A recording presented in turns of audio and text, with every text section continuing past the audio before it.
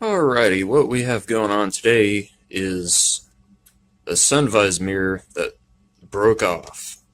And today I'm going to show you how to fix it.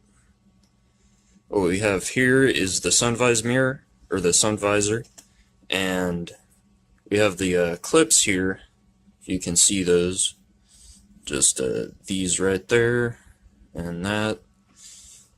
They're really just held in by these clips at the top and around it, and you can just pry that open with a flathead screwdriver. Just pop it off, and just try not to apply too much pressure. It might break it. I mean, being cheap plastic, but yeah, that's basically it for that part. And for this, all you really need to do is just put your fingers in there and just pull it off. Might take a little bit of pressure, but it'll definitely work.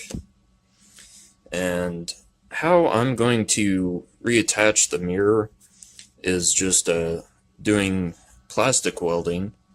I'm just going to put one of these on it, melt some plastic with this plastic welder, and just weld it to these little holes here that the plastic is on, that these little pieces go through.